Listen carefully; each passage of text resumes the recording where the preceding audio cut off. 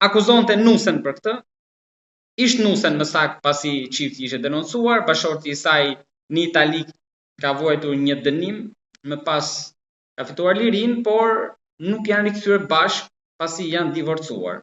Ndërhyri policia bashkë me shërbimi social duke marrë fëmijët të cilët ndodhen në spital. Ndërkohë që sipas vjerrës, ish vjerrës, djali po kthehet nga Italia, ndoshta për të marrë kujdestarinë e fëmijëve me këtë ide, ndoshta. Por a është gjithë kjo një skenar apo jo, për këtë do të flasim edhe çfarë mund ndodhë më pas me avokatin Eduard Mollaraj. Avokat, përshëndetje dhe faleminderit shumë. Përshëndetje, faleminderit juve. Avokat, me lejo ta nis me një shprehje të koleges Sesiona Ekonomi, e cila kishte bërë një postim që më pëlqeu, edhe në fakt jem në krahun e nënës, duhet dëgjuar dhe ajo, që duket sikur po I futen sa thika pas shpine, asaj ndoshta me qëllim për t'i marrë fëmijët, pasi ai deklaronte që në pamundësi për t'i mbajtur me 180.000 lekë vjetra që I dërgonte ish burri për 4 fëmijë, punonte në një lokal për 400.000 lekë të vjetra, 300 nga të cilat I merrte qiraja. Tani në pamundësi edhe kushtet me këto mundësi që janë nuk mund të ishte një mrekulli aty. Unë do të thosha që prishja e familjes kuptohet që krijoi një vështirësi të madhe ekonomike dhe financiare. Dhe prishja e familjes kuptohet që dhe nëna ose vjera, për të më mirë, vjera ku jetonte nusja, gjithmonë do anonte nga djali, jo nga nusja.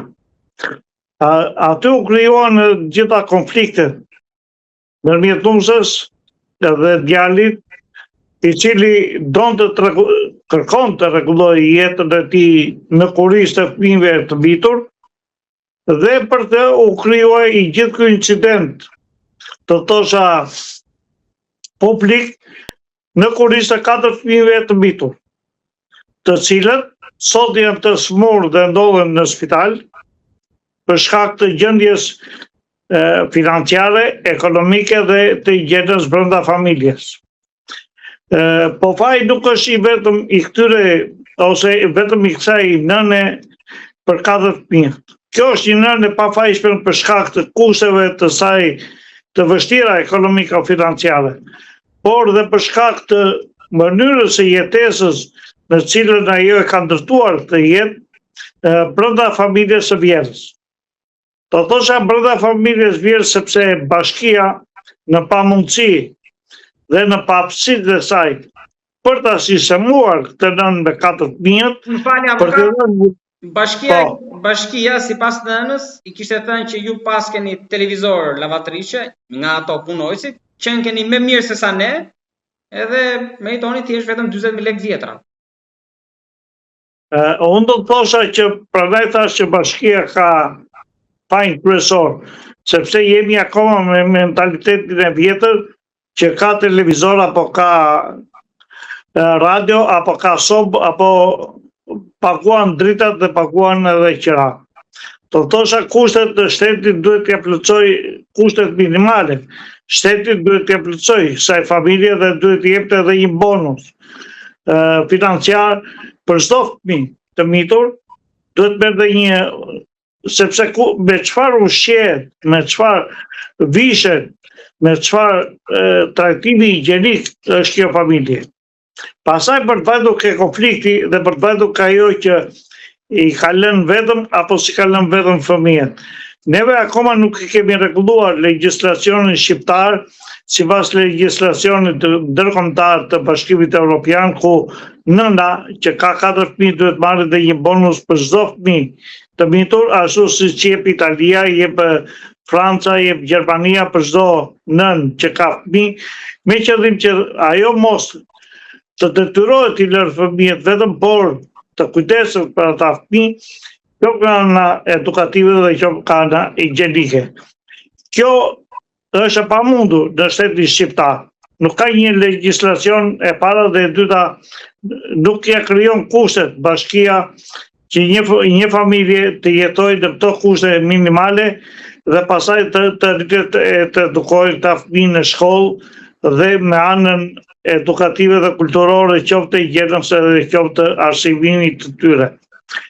Kjo e detyroi këtë nënë të rrekë që plus fatkeqësisht që prishi familjen, duke i rënë një bashkëshort i cili kisha probleme të veta me ligjin, i bie tash që ai të përfitoj me anë të një kurthi të ngritur, të përfitoj nga 4 fëmijë të mitur të cilët një kurth avokat këtë të vjerrës. Pra qëllimi nuk ka qenë ai parsori që sikur duket nga video që thot ajo, por kurth me prapaskem për të marrë fëmijët.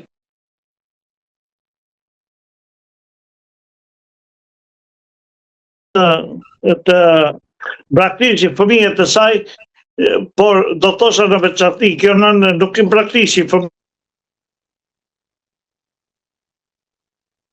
Ose dhëndri i doli në ambullu. Do thosha është një pamundësi.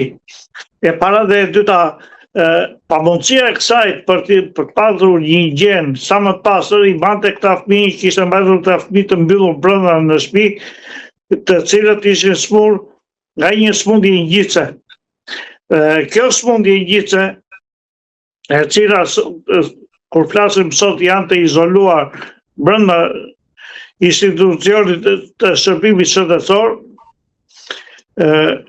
vjen si rezultati një mungese të higjienës, një mungese të papastërtisë ose të higjienës brenda familjes. Kjo kërkon financët. Financa vjen nëpërmjet një marrëdhënie pune ose nëpërmjet një marrëdhënie bonusi që mund të marrësh nga bashkia. Bashkia nuk e jep këtë, sepse nuk e ka në një legjislacion të saj që t'i japi çdo fëmijë nga një bonus për 150.000 lekë të vjetra për fëmijë që duhet perte kjo. Të paktën bonusi minimal për të jetuar këta 4 fëmijë të mitur. Dhe duke mos pasur asnjë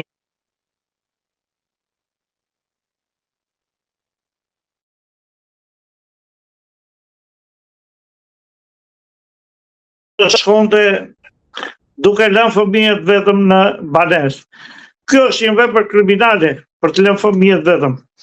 Por, po ti shikosh nga paraspesh të dyja, qoftë lënien e fëmijëve, qoftë më falë se bie telefoni, qoftë lënien